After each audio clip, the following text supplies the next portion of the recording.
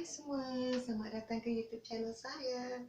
Okeylah, nampak gayanya masih gelap gitu. Tapi tak apalah, semoga subscribe anda dapat menerangi video saya seterusnya. Okey? Alright, so hari ini saya ada cerita seram ya yang saya ingin berkongsikan dengan anda semua. Okey, let's start now. Kisah dia begini. Sejak umur saya 20 tahun yang lalu, 20 tahun, saya memang jadi seorang guru tadika lah. So, selepas beberapa tahun saya jadi cikgu tadika, saya dapat tawaran lebih bagus, saya berhenti, so saya kerja tempat lain lah. So, setelah beberapa tahun saya kerja jadi cikgu tadika, saya dapat tahu arwah ibu saya sakit. Jadi, saya nak kerja pun rasa tak senang ya. So, saya berhenti kerja. Saya buat keputusan untuk tinggal bersama arwah ibu saya. Okey. So setelah 5 tahun saya tinggal bersama arwah ibu saya pulang ke rahmatullah. Okeylah, setelah setahun setelah arwah ibu saya meninggal, saya dapat kerja sementara lah dalam setahun. Dalam setahun begitu.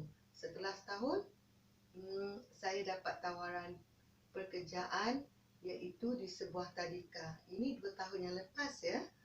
So gajinya, tawaran gajinya agak bagus juga ya.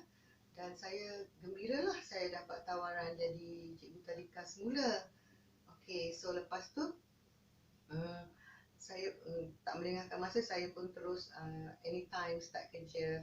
So hari pertama saya start kerja, owner tu dia simple lah. Dia bagi saya kunci tadika tu. Saya pun startlah kerja hari pertamanya. Tapi anda tahu tak, hari pertama yang saya buka aja pintu tadika tu, apa yang saya nampak lah, penuh dengan barang-barang baru, alat-alat perkakas, alat tulis, mainan kanak-kanak, tapi semuanya baru semua. Okey, so saya cakap, wow, nampak gayanya barang-barang ni belum ada yang sentuh ke apalah kan, dia masih baru dalam kotak, dalam beg. So nampak gayanya saya lah kena kemas ni. Dan anda tahu tak, tadika tu sebenarnya pernah ada pekerja, tapi ianya hanya bertahan selama seminggu, 1 minggu. So, apa yang saya dapat tahu, rupa-rupanya tadika ni telah kosong, tiada penghuni selama 2 tahun. Okeylah, setelah 2 tahun tiada penghuni, saya masuk. Hari pertama saya masuk tu, saya dah rasa macam seram ya. Saya rasa seram sangat, macam tak selesa lah. Jadi saya pun kuatkan semangat lah. Sebab maklumlah kan, kita nak kerja pun bukan senang kan. Memandangkan macam usaha saya gembira lah saya dapat offer macam tu.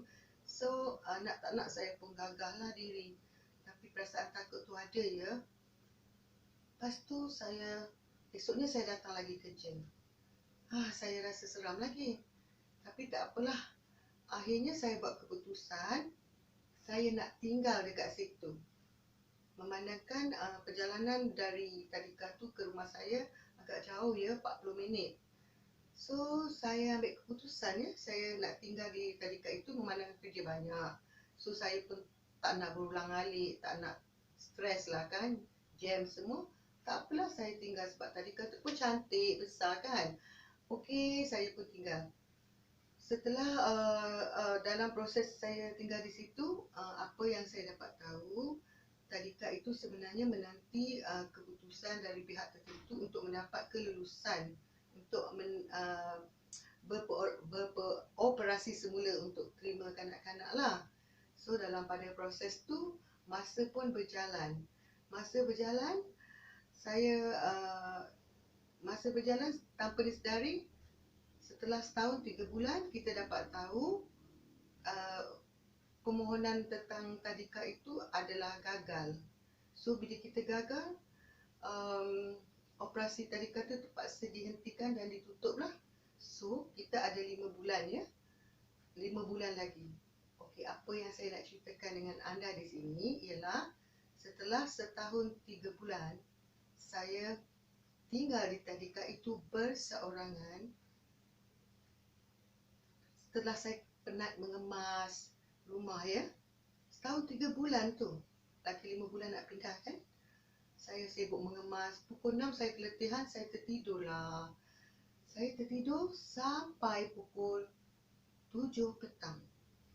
Okey, apa yang saya nak kongsikan dengan anda setelah saya tertidur sampai 7 petang tu, saya terjaga kerana ada bunyi begini ya.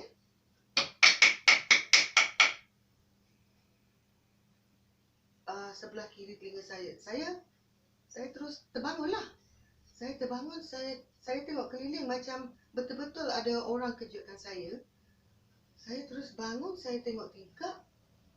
Dah nak gelap kan, tak ada apa pun kat luar, tak ada siapa buat renovation ke, tak ada.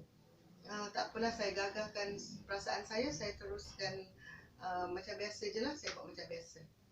Keesokan harinya saya keletihan juga, dan saya letih pada waktu yang sama, dan saya dikejutkan pada waktu yang sama dengan bunyi yang sama begini ya. Saya terjaga. Saya kata kenapa sampai 2 kali ya. Saya terfikirlah, semalam pukul 7 saya tengok jam. Hari ni pun pukul 7 ya, dengan bunyi macam kayu ketuk sebelah kiri saya ni ada kursi ke apa kan, dia ketuk. Dalam pada saya terfikir kenapa ada bunyi ni 2 kali pada waktu yang sama. Tiba-tiba, anda tahu tak, dalam pada saya terfikir apa kata orang, hairan ya, kenapa ada bunyi macam ni. Tiba-tiba saya terdengar bunyi kotak jatuh di bawah tangga ruangan luar lah. Saya dalam bilik. Saya pun terperanjat. Banyak bunyi kotak jatuh ya, seperti yang anda dengar tadi. Saya percaya pada bunyi ya, tapi saya tak percaya yang kotak yang dekat luar tu jatuh ya. Itu memakan masa dalam 15 hingga 20 minit ya, saya nak tenangkan perasaan saya untuk keluar bilik. Saya keluar bilik, saya tengok satu kotak pun tak ada yang jatuh. Elok tersusun kotak tersusun, satu pun tak jatuh. So, rupa-rupanya rumah itu sebenarnya memanglah kalau dah lama kan kita tinggal. Dan anda tahu kenapa saya berani, ada kekuatan dan keberanian tinggal berseorangan di tadika itu? Kerana saya ditemani dengan 2 ekor kucing kesayangan saya. Kerana cukup sekadar binatang yang comel ini menemani kita. Kita sudah dapat kekuatan dari situ. Itu pesanan arwah bapa saya lah. Kalau kita tak ada kawan manusia ke apa, kita boleh ambil satu binatang ya, iaitu apa-apa yang bernyawa menemankan kita. So saya pegang pada tu. Alhamdulillah saya kuatlah. Saya kuat kerana saya ada kucing 2 ekor saya menemani saya. And then kawan-kawan tahu ya, kalau binatang ini dia boleh melihat benda yang manusia tak boleh lihat. So saya percaya kepada itu dan saya rasa selamat. Saya rasa selamat tentang itu. Diiringilah dengan apa-apa doa dalam hati. So sebenarnya apa yang saya boleh katakan, rumah itu juga adalah rumah jiran sebelah saya tu. Hari terakhir kita nak pindah, dia pun bercerita lah, dia tak berani cerita kat saya sebelum ni sebab dia pun hairan macam mana saya berani tinggal di rumah tu. Rupa-rupanya rumah itu penduduk situ pun memang tahu ya, agak keras, dan ada satu lembaga yang mereka tak tahu mereka ke adalah sesiapa pernah nampak ya, warna hitam ke apa pun, na'udzubillah min zalik lah.